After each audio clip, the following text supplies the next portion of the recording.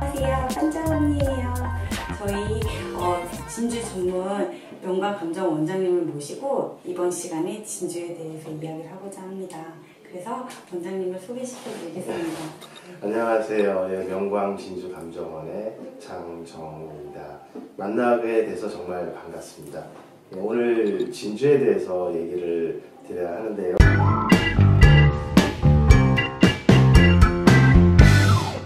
여러분들 평소 진주에 대해서 얼마나 알고 계신지 궁금합니다. 일단 진주는요, 모든 것을 다 제껴놓고 일단 진주는 다른 보석과 달리 조개에서 나온다. 이런 부분을 기억을 하시면 좋을 것 같아요.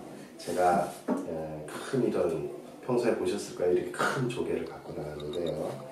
여러 가지 종류의 이 조개들이 있습니다. 자랑과 같이 흑, 백, 또 황인종 이렇게 있듯이 진주에도 이 모패라고 하는데 이 조개들이 여러 가지 특징들이 있고 해수에서 사는 것이 있고 담수에서 사는 것이 있고 그래요.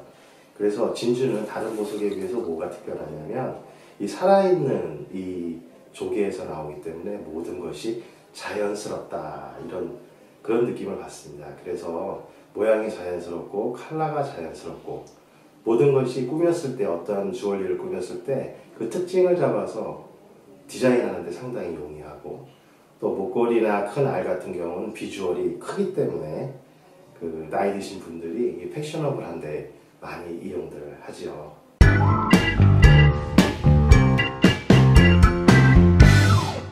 근데 세상에 있는 다양한 진주의 종류가 많더라고요. 그래서 제가 원장님께 여쭤보려고요. 원장님, 진주는 어떤 종류들이 있어요? 예, 말씀하신 대로 종류가 다양한 그런 보석입니다. 우리가 다이아를 일컬을 때 어디 산이다, 어떤 다이아몬드다 이렇게 얘기를 하지 않죠. 하지만 진주는 아까 말씀드린 대로 일단은 바다에서 나오는 진주냐 혹은 호수나 강에서 나오는 진주냐, 그래서 담수 진주 혹은 해수 진주 이렇게 일컫습니다. 그래서 아까 보여드린 조개도 해수에서 자라는 조개가 있고 또 담수에서 자라는 조개가 있어요. 그래서 각각 특징대로 컬러도 다양하게 나오고, 그래서 일단 진주는요, 여러분들이 보시기에 다른 보석에 비해서 특이한 사항은 목걸이 가끔 보시죠. 이제 알알이 이렇게 몇십 개씩 박힌 목걸이를 이렇게 착용을 했을 때 그렇게 줄로서 나오는 그런 상품이 있고요. 또 반지나 귀걸이, 메달 이런 식으로 알을 하나하나 이렇게 세팅을 해서 쓰는 경우가 있고, 그래서 줄과 알과 공존하는 그런 디자인이 나옵니다. 그래서 알의 경우는 가운데 타공을 해가지고 빠지지 않도록 세팅을 하고요. 또 목걸이 같은 경우는 아주 비슷한 컬러, 비슷한 광택, 매칭을 밸런스를 잘 봐가지고 그 톤까지도 너무 일률적으로 똑같이 맞추는 것이 기술이라고 하지요. 그래서 모든 것이 진주는 일단 흑진주나 백진주나 황색 혹은 컬러풀하게 다 나오는데, 이제 해수로 보면은 일단 남양진주라고 해서 아까 보여드린 큰 조개에서 나오는 진주가 있어요. 그래서 육안으로 보면 한 10mm에서 크게는 14, 15, 16, 17mm까지 나오는데요. 아마 시중에서는 보기가 쉽지 않지만 어떤 부인께서도 이렇게 백화점이나 가시면 큰 알을 끼셨을 때 그것이 남양진주로구나. 이 남양진주에는 이렇게 백계열이 있고 또 이렇게 흑계열이 있습니다. 그래서 흑진주는 대부분 타히티 섬 근처에서 나와서 남양흑이라고도 하지만 타히티 진주라고 일컫기도 합니다. 그래서 남양 백진주는 하얀 진주와 또 우리가 잘 알고 있는 골든 컬러를 갖고 있는 진주들을 남양 백계열의 남양진주라고 하고, 흑계열이 새까만 진주를 얘기하는 것은 아니고 다크 그레이나 약간 짙은 그리고 여러 가지 컬러풀한 것이 영롱하게 이렇게 빛이 나는 그런 다크한 계열을 흑진주라고 하고 화이트 진주라고 저희가 합니다. 그리고 여러분이 잘 알고 계시다시피 결혼할 때 많이 쓰는 아코야 진주라고 하는 거 있지 않습니까? 일본에서 가장 많이 생산되는데 옛날에 미키모토라고 하는 사람이 최초 양식 진주를 성공하면서 그 양식을 했던 종류가 아코야 진주입니다. 비교적 작은 그 조개에서 나오고요. 그래서 7mm, 8mm대로 해서 귀걸이나 또 혹은 그 신부가 드레스에 잘 어울리는 목걸이를 할 때 그 아코야 진주를 하고, 연한 핑크색이 하얗고 순수한 피부에 잘 어울리기 때문에 아코야 진주를 예물로 많이 하고요. 최근에 여러분이 잘 알다시피 그 중국에서 많이 나오지만 담수 진주도 그 상당히 그 품질에 있어서 괄목할 만한 성장을 했어요. 그래서 대부분의 담수 진주는 안에 그 넣는 핵이라는 걸 넣지 않고 기르기 때문에 여러 개의 진주가 한꺼번에 나오고, 또 모양도 동글동글해서 완전히 원형이 아닌 그런 진주도 많이 나오고요. 가만 검정색을 제외한 그 백색, 크림색, 그리고 혹은 자색, 또 핑크색, 주황색 여러 가지가 나옵니다. 그래서 쓰임도는 상당히 많고요. 비교적 저렴해서 패셔너블한 데 사용을 많이 하고 있죠.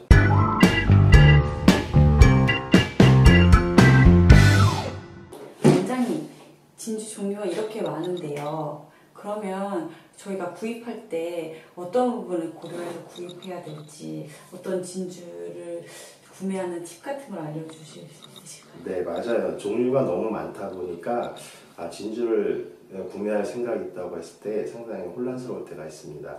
물론 이제 주얼리 샵 같은 데 가면 거기 있는 마스터분들이 자세하게 설명해 주겠지만, 일단 다른 보석에 비해서 종류와 크기와 형태가 너무 다르게 나오니까 일단 내가 어디에 쓰실 것인가, 혹시 어머님 회갑 쓸 것인가, 내가 예물에 쓸 것인가, 아니면 친구나 이런 데서 간단한 선물을 할 것인가, 이런 거에 대해서 쓰임새에 따라서 천차만별의 가격이 나와요. 흔히 왕줄이라고 하는 그 귀부인들이 입는 옷에 있는 목걸이는 수천만 원을 호가하죠. 혹은 또 대학이나 이런 입학했을 때 간단하게 아버님들이 선물해 주시는 목걸이, 메달이라든가 귀걸이 같은 경우는 시중에서 또 그다지 비싸지 않게 이렇게 저희가 살 수 있잖아요. 그래서 그런 점을 그 착안을 해서 거기에 맞는 일단 크기, 그리고 컬러, 그리고 품질이라고 해야 되는 부분은 약간 가격과 관련이 있는데, 그것은 샵에서 이렇게 의논을 하면 거기에 맞는 용도에 따라서 구해주지 않을까. 근데 진주가 가진 장점이 너무 가격도 다양하고 천차만별이기 때문에 조금만 들여다보면 다른 보석보다 아마 고를 수 있는 그런 범위가 상당히 많을 거라고 봅니다.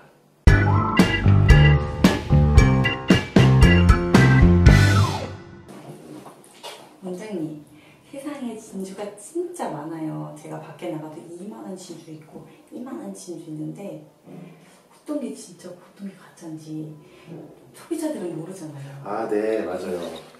가장 많이 받는 질문 중에 이거 진짜와 가짜 진주를 어떻게 아느냐 이렇게 얘기를 하시죠. 본인도 진주 감정을 하지만 일단 감별, 이것이 진짜 진주인지 아닌지가 가장 기본적인 감별인데요.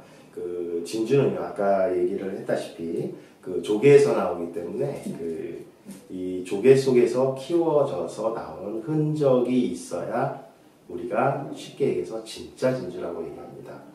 진주의 카테고리를 보면 여러분들이 알고 계시다시피 다이버들이 들어가서 자연적으로 있는 조개를 끄집어내서 이렇게 나온 진주는 천연 진주라고 하죠. 현대는 그 천연 진주가 거의 고갈돼서 거의 없다고 보셔도 돼요. 특수한 상황에서 나오는 그런 진주들이 있고, 요즘에 나온 것은 양식되어진 천연 환경과 같은 환경에서 양식되어져서 나와서 옛날에 천연 진주와 똑같은 구조를 가지고 있는 그런 진주들을 우리가 진짜 진주라고 일컫습니다. 그런 모조 진주와 우리가 흔히 말하는 진짜 진주, 양식 진주 이런 걸 어떻게 구별을 하느냐? 아까 말씀드렸듯이 이 조개 속에 들어가다 나오면요, 겉표면에 진주층이라는 것이 생깁니다.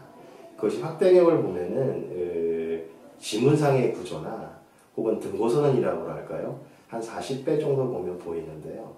일반 모조석은 모래알처럼 해변의 모래처럼 이렇게 아주 그런 식으로 보이고요. 진짜 진주들은 약간의 지문이나 등고선의 형태를 가지고 있어요.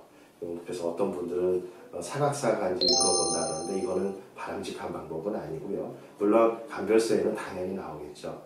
가장 중요한 얘기는 진주가 조개 속에서 자연적으로 키워졌기 때문에 그 진주층이 있고 또 진주층을 만들면서 나오는 자연적인 흠이 있고 색깔이 있습니다. 그래서 모조진주는 10개면 10개, 100개면 100개, 1000개가 다 똑같이 보이는데 반면에 이 진짜 진주는 약간 뭔가 자연스러움이 느껴지고 흠도 한 군데가 아니고 여러 군데 똑같지 않다는 거. 사람처럼 얼굴이 비슷하지만 다 틀린 얼굴을 하듯이 진주도 다 틀립니다. 그래서 가만 보면 그런 흠이 우리 한국 사람이 섬세한 느낌을 보면 느낄 수가 있어요. 그 정도로도 판가름이 안 가면 감정을 받으셔야 되고 또 파시는 그런 주얼리 샵에서 어떤 신뢰성을 주고 있는 보증서를 받으시면 안심하셔도 될 것 같습니다.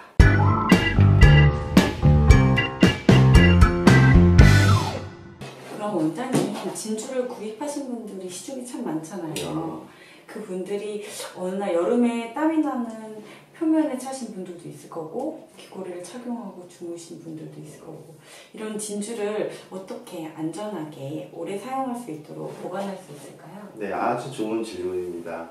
제가 일을 하면서도 그런 부분 때문에 여러 가지 문제가 되어서 왕림하시는 분들이 많은데요. 진주는 다른 보석과 달리 아까 말씀드린 대로 살아있는 그 생명체에서 나왔기 때문에 진주 자체도 살아있다고 보시는 게 맞아요. 주 성분인 탄산칼슘과 유기성분이라는 것은 햇빛을 받거나 열을 받으면 변할 수 있는 부분이죠. 그러한 주얼리 진주층의 메커니즘이 있어서 잘 보관을 하셔야 합니다. 그렇다고 해서 뭐 여러 전문적인 보관이 필요한 게 아니라 아까 말씀하신 대로 샤워를 한다든지 또 혹은 강한 햇빛에 이렇게 쬐다든지 하면 변할 수 있으니까 쉽게 기억하기 위해서 정장에 항상 할 수 있는 게 진주라고 생각을 좀 해주시는 게 편하고요.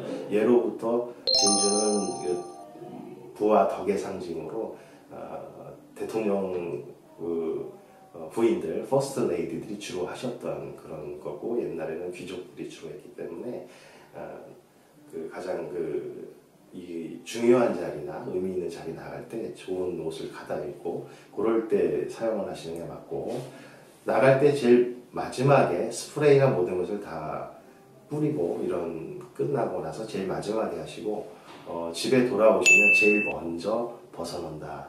요게 가장 중요해요. 그리고 잘 모르시는 분들은 온천에도 가고 하시는데 그러면 큰일 나는 거죠. 예, 그런 부분을 조심해서 다른 보석과 부딪히지 않도록 잘 보관하시고 때 같은 것이 묻으면 부드러운 천으로 이렇게 닦아주는 정도. 그 외에 어떤 다른 이상이 보이면 전문가나 가까운 샵에 들려서 상의해 보시는 게 좋을 것 같습니다. 감사합니다, 원장님. 좋은 얘기 해주셔서 감사해요. 진주에 대해서 정확한 지식을 알기 위해서는 정말 전문가랑 항상 상담해보고 질문해 보셔야 합니다. 저희 반짝 언니는 많은 보석을 다루지 못했지만 몇 가지 되는 보석을 도움을 드리고자 영상을 찍었어요. 저희 위해서 이렇게 나와주신 원장님 너무 감사합니다. 감사합니다. 또 뵐게요. 네.